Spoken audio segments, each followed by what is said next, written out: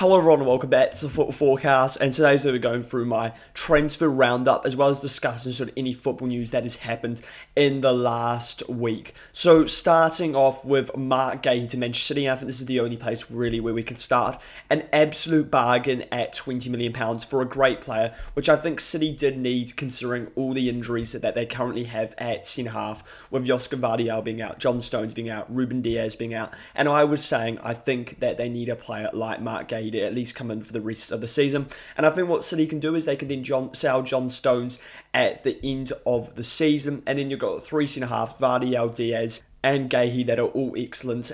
You've also got Vitor Rice and Kushinov, who's been playing really well for Manchester City recently. So I think now you've got at least four competent centre-halves for the next season. And I think this is a top sign. I think Guehi could definitely start for City even when the players come back. And I really think he is a top player. And for £20 million, it is an absolute bargain. I guess the one thing to talk about is the wage. 300k a week is a huge wage for Marc Guehi. But because you're signing him for so cheap, you can afford to pay him more. What I also wanted to talk about was Manchester City, some of the business that they've actually done in this season. They have brought in Semenyo for £65 million, I think a really good deal. Guehi for £20 million. They have brought in Cherki for £30 million, and they brought Donnarumma in for about £30 million. All of those are top deals, I think, for very reasonable fees for very good players. And I think people need to praise City for doing this and finding value in the market. I guess the big question when you're discussing Marc Guehi is who are the clubs that have missed out on him. I think that one of the big ones is Liverpool. I didn't really think Liverpool were going to be able to get Guehi over the line, sort of how the season's been and once Manchester City were interested in him. And it's no surprise that he's now decided not to go to Liverpool after agreeing a move that fell through in August. And for Liverpool now, they need to look at a centre-half in January. I think the centre-half is the position Liverpool absolutely needs. I also think that they need a backup right-back or a right-back that can fill in for 6 months or something like that as well, because Conor Bradley's out for the season, Frimpong's had injury problems, and Calvin Ramsey isn't trusted by the manager. So that's another position Liverpool definitely needs to look at. Arsenal, I don't think Arsenal need a Marc Guehi at all. They've definitely got enough centre-half depth, and I think that was a good deal to pass. Bayern Munich were also interested. I wouldn't be surprised if they go in for Nico Schlotterbeck at Dortmund. It feels a very Bayern signing. I also could definitely see Liverpool going in for a player like Schlotterbeck. And this is actually the only news surrounding Crystal Palace. We've also got Oliver Glasner confirming he will depart at the end of the season. And this occurred on the same day, as well as Jean-Philippe Mateta apparently being open to move to Juventus. First of all, we're going to talk about Oliver Glasner departing Crystal Palace. I don't think this comes as any surprise for Crystal Palace fans, but I also think, look, Glasner's done an excellent job at Crystal Palace. I think he's a top manager, but there are a lot of good mid-table Premier League managers out there. I think maybe if Thomas Frank was to get sacked at Spurs, you could look at a manager like that. I think he would do well at sort of a mid-table club. I think there's other options out there as well, and I think Crystal Palace right now is an attractive club to go to, despite losing Guehi, despite potentially losing Jean-Philippe Mateta, despite maybe losing Wharton in the summer, because Palace have proven they're actually very good at buying players and finding value in the markets. And then I'm going to talk about Jean-Philippe Mateta to Juventus. I mean, if Juventus can get this sort of player, and I think he'd do an excellent job for them. He's proven he can do it in the Premier League. He can definitely do it in Serie A. He's powerful, he's strong, he's reasonably quick, he's good at linking up play. He would probably be top 3 in Serie A at an absolute minimum. So I would definitely consider a striker like Jean-Philippe Mateta if I was Juventus. A difficult day and a difficult week for Crystal Palace after losing to Macclesfield. But this news is always going to happen. It's just happened to come out all at the same time. I don't think it's the end of the world for Crystal Palace. They would still definitely be a Premier League established club, and they've still got a massive chance at Europa Conference League if they spend money in January. That is, if they get a replacement for Marc Guehi. And I guess that is the question, will Crystal Palace spend money? Because it's now been confirmed that Glasner's departing at the end of the season. I don't think Palace will want to spend too much, because they may want to save some of their transfer budget for the new manager, and they don't want to bring in a player that Glasner wants but the new manager doesn't want. So it's going to be interesting to see what Palace do. At a minimum, they need to buy a centre-half and a right wing-back. They're also interested in buying a winger, and that is Sidiki Sheriff. He's a young French winger. He's 19 years old, and he's very young, but he does look like a talent. Crystal Palace have had a £17 million bid rejected for him from Angers in France. I'd be surprised if they didn't go back in with another bid, because I'd say they want this player. It's going to be a big couple of weeks for Crystal Palace, and I'm sure this won't be the last time I'm talking about them with transfer news. So then the next thing I'm going to discuss is around a former Crystal Palace player who went on loan to Palace for the season, and that is Conor Gallagher. It is confirmed that Conor Gallagher will be signing for Spurs for 40 million euros. A good player, Gallagher, but is it the player they need? Gallagher is an incredibly good presser. He's a very hard-working midfielder, and he drives and carries the ball really well. But is that exactly what they need? Because they've got a lot of profiles like this in their squad. For me, what they needed was an elite progressive passer, which Gallagher is good at, but I wouldn't say he is elite. And I think that's probably the one mistake with this transfer. I think they could have got a player that was more elite in terms of progressing passing, because that is the issue Spurs are having so far this season. They rank lowest in the Premier League for progressive passes, and if you do this, then you're not supplying your forward line, and you're not going to be effective enough going forward. Some other news surrounding Spurs is Johnny Heitinga has been appointed as Spurs' assistant coach to Thomas Frank. He was sacked by Ajax early in the season after a poor start. But more importantly, he was Slot's assistant last season. And he's been credited with a lot of work that Liverpool did last year in terms of winning the title. And since Heitinga's not been at Liverpool, they have struggled and Slot has struggled. So I do actually think this is an excellent appointment from Spurs as assistant manager. And Spurs will be hoping that Johnny Heitinga will improve them as a side. So then I've got some news around Aston Villa. I think Aston Villa really needed a player like Conor Gallagher. I've just mentioned about him signing for Spurs. I think that would have been the perfect player for Villa, and I think Unai Emery would have made him into a great player. And I'm actually really disappointed and surprised the fact that Gallagher didn't try force the move to Villa and went to Spurs instead. If I'm Gallagher, I'm saying I want to work under Unai Emery because I know he will turn me into a top player as one of those sort of half wingers that they have, like a John McGinn. In that sort of position, Gallagher would have absolutely excelled. And I'm disappointed and surprised the fact that he didn't decide to go to Aston Villa. And I think Unai Emery would have really liked a player like Conor Gallagher, someone that could have replaced what John McGinn's been doing for Villa in the future. In terms of other news surrounding Aston Villa, Daniel Marlin has left to Roma for around £20 million. I think that's a good deal for all parties.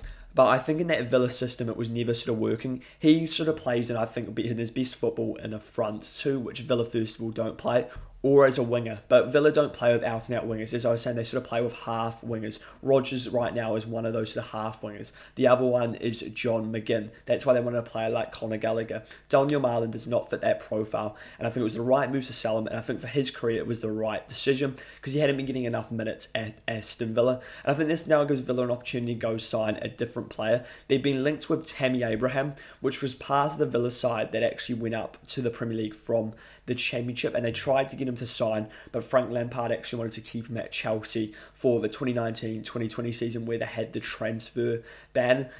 And he's a player that's been around the blocks, and Aston Villa want to bring him back to Villa Park. I think that would be a good signing for Aston Villa. And right now, I just trust Unai Emery with the transfer business he tries to do because a lot of it succeeds despite the limited budget that Unai Emery has to spend.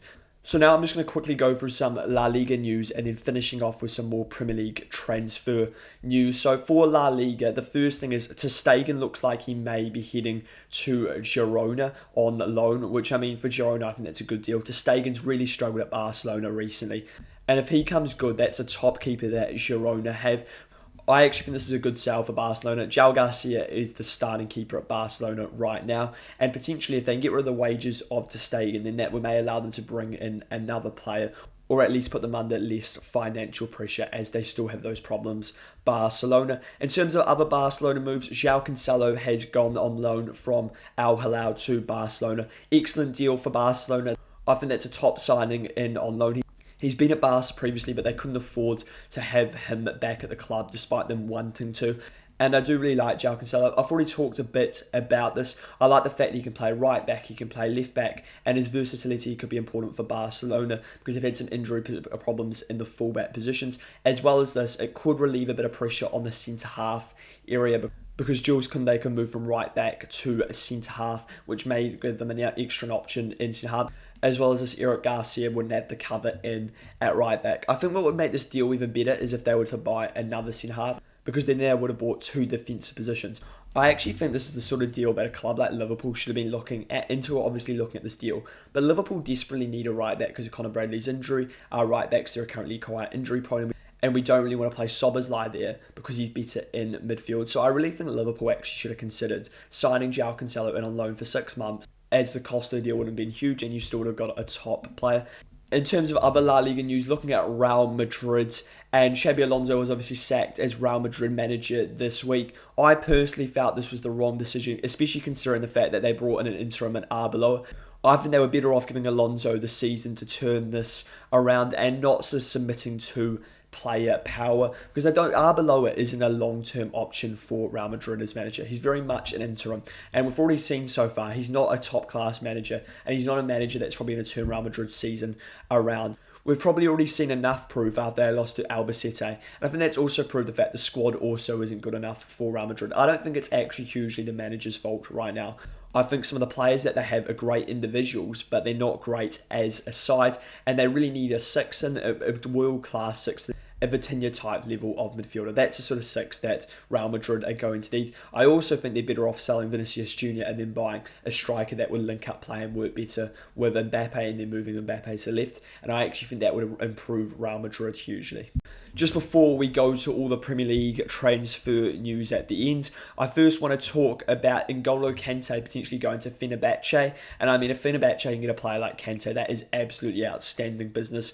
He still, to me, looks like a good midfielder and can definitely play in the top level of Turkey. I'm not going to lie, I never watched the Saudi Arabia League. I've got no idea how well Kante's been playing this year. In terms of some other Turkey transfer news, and this is a player going the other way, in the Serie, also at Fenerbahce, maybe moving to Everton. And Everton's striker problem has been a massive problem so far this season, and anything in should be better than Beto and Barry.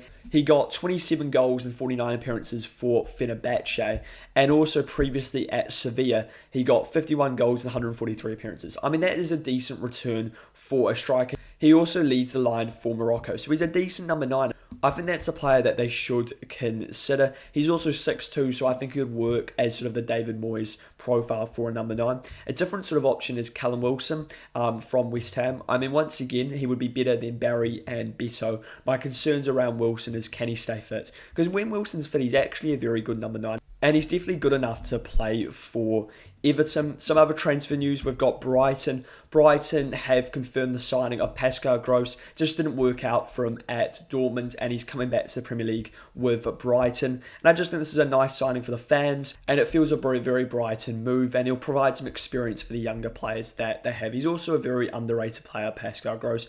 We've also got some more news around West Ham. Obviously, as I was saying, Callum Wilson could be departing to Everton. Lucas Paquetá apparently wants to return to Brazil, and he's got no interest in being at West Ham. And actually, more specifically, I don't think he's got much of an interest in staying in England, and I think the betting charges have really affected him. And I don't feel like he's the sort of player you want around when you're fighting for survival. And I also think when you're trying to fight for survival, you need players in that want to be in that situation, that want to fight. And I think that's really important. So I think if they get a good offer for Paquetá, I would definitely consider selling. Apparently they want 40, so I would say that deal was going to happen, because I think that is a price they should be able to agree on. There's only 5 million euros in difference. Then there's some more transfer news, and this one is surrounding Ruben Neves. Ruben Neves has been linked with a return back to England, and specifically Manchester United. I mean, I think this is a good deal for United. He's a good midfielder, and I think he could solve the problem that United currently have in that midfield. If United are going to do any business this window, it has to be in the midfield. I don't think that midfield is good enough to get them into Champions League football, so I think that's a decent deal that you could definitely consider. Another club which I think could consider a deal like this is Newcastle United. I think Newcastle could still use a deeper midfielder like Neves, and then you push Tonali and Bruno G into more progressive midfielders, into more creative midfielders sort of further up the pitch. I think that could be really effective for Newcastle, and I think that's a deal they should consider, and it would be a reasonably cheap deal to get done.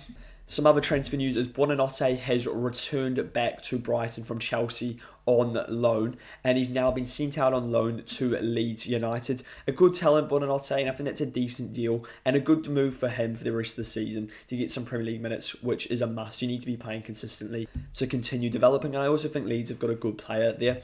Finally, a couple more deals, and I have no idea sort of around these players, just sort of reporting what's happened. Sunderland have signed Jacqueline to buy. I don't know if I've got that pronunciation right. Chances are no. and that is for €3.5 million. And he's a winger. I'm not expecting to play a huge amount of minutes, but that is a weak position right now for Sunderland. And if you had to pick one position in this squad to improve, I would say a winger. And considering how good they've been in the markets this season in terms of buying players, I wouldn't be surprised if he turns out to be a good player. He's a 20-year-old as well, so he's a young talent that they have. The final player is Vitor Ryan. Bournemouth, I think, have bid at about £30 million for this guy. He's a 19-year-old winger and appears to be the Antoine Semenyo replacement. Let me know your thoughts on these transfers as well as the other topics I talked about. And if you enjoy this video, go subscribe to this channel as well as liking the video.